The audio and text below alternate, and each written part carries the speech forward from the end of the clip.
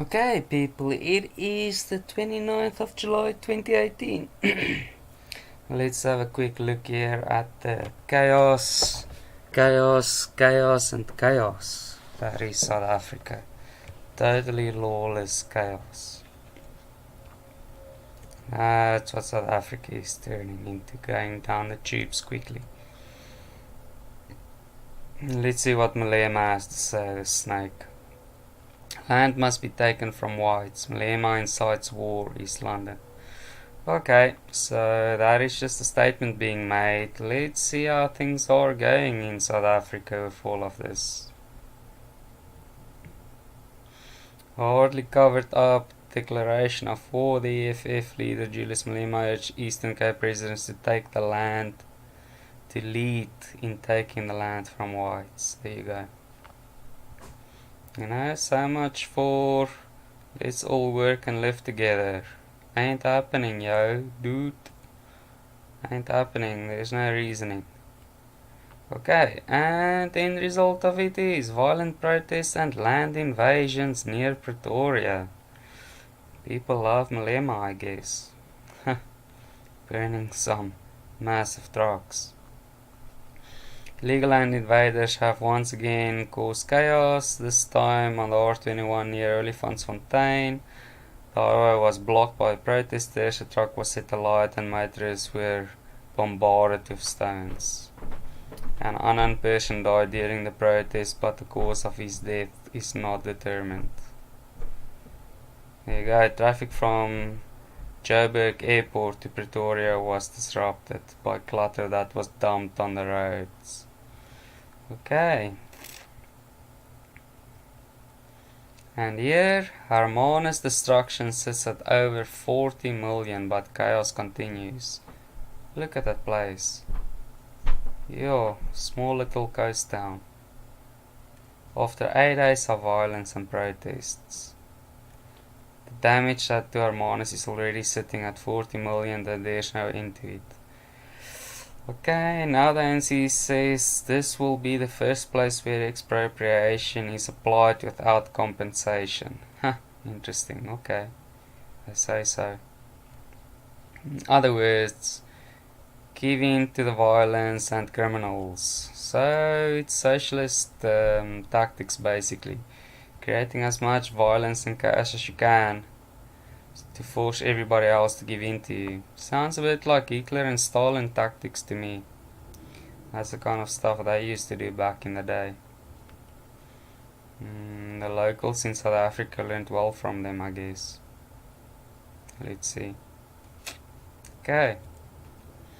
Commuters thought Metro Rail couldn't get worse. It did this week. Yo, look at that. They burned the whole train again. As always. For the past 2 weeks, many commuters with monthly train tickets have had to use alternative transport due to the poor service of Metrorail Cape Town. Trains are overcrowded and seldom on time. Some people say they have lost their jobs because they are always late for work. A fire on the 21st of July at Cape Town Station destroyed 7 rail coaches and 160 meters of overhead wire. Another fire on the 26th of July at Retreat destroyed 5 carriages. According to Metro Rail manager Richard Walker, the fire at Cape Town Station has cost 30 million and the one in Retreat 20 million. So they're taking a pounding with this. On Thursday in the late afternoon, GroundUp saw a young mother pass her 17-month-old baby through the train window to people on the platform so that she was able to push her way through the crowded train to get off. Okay. Let's see here. On Wednesday when I arrived in Cape Town Station after work to go home around 6, there were lots of people. Some had been waiting since 5. Trains were overcrowded and commuters who were waiting for the trains failed to board. Okay, and then they get really upset. At some point they start torching the trains. Yeah, public services just going further and further back in South Africa.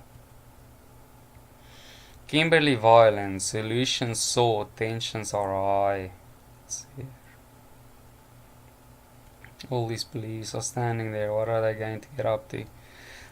High police visibility in and around Kimberley were intensified ahead of a community meeting scheduled to start at 3 o'clock on the 22nd of July 2018. The community meeting in order to decide the way forward regarding their demand for the mayor to be removed.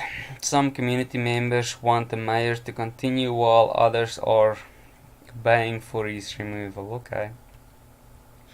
Community march last Thursday became violent. What's new? All community marches in South Africa becomes violent.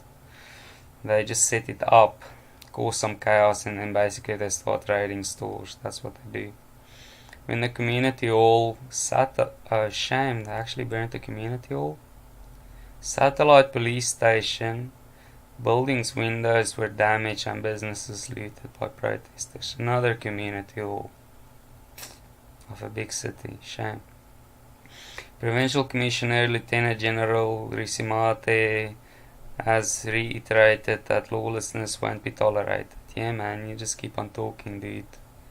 I'm sure all your talking will hit home at some point into the people's bleeding hearts of stone. Wow. Kimberley is in a really tight spot at the moment. It is actually turning bad. Metro Rail in Cape Town is in a terrible state. Yes, man. Burning trains. Burning trains. Burning trains. Planned Kimberley shutdown. SAPS on standby. Let's see here.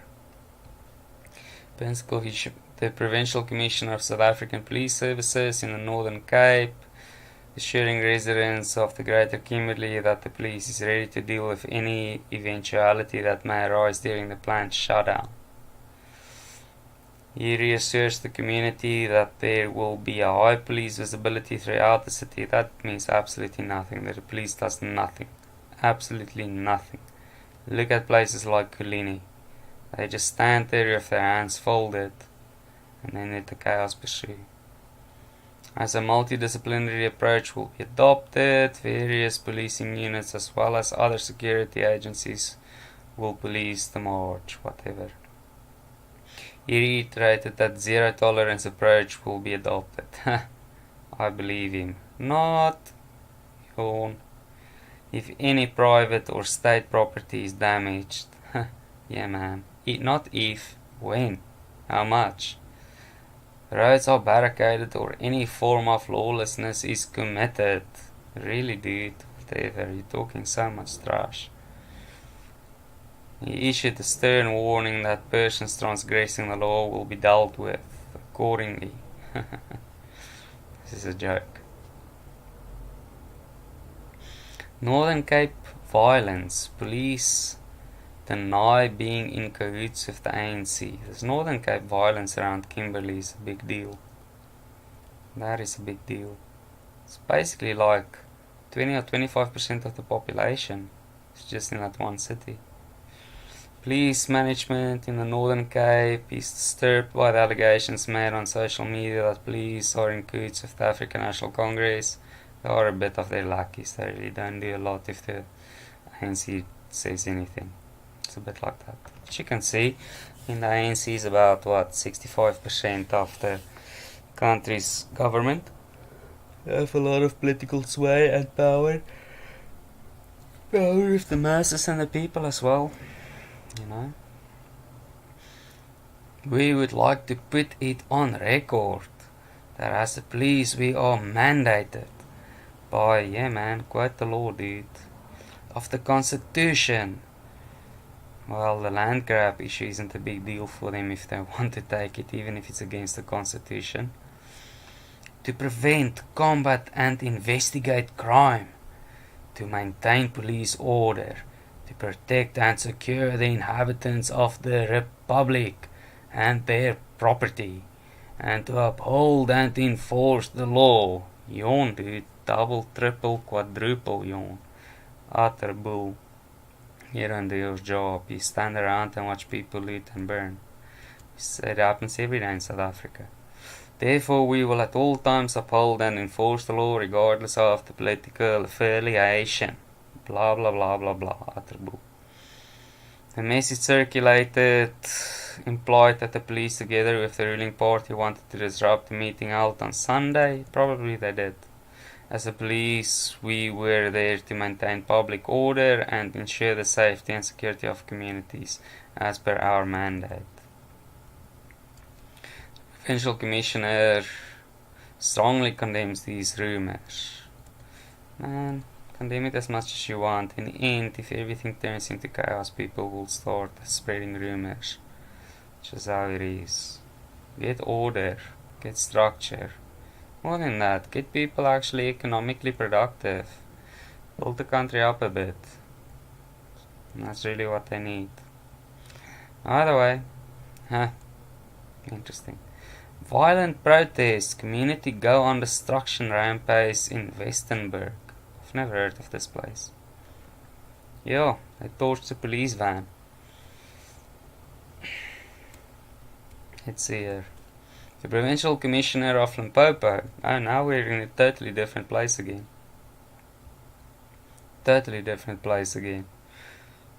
Condemns the strongest possible terms the violent nature of public protest. Man, they're always condemning it. It doesn't make any difference to reality.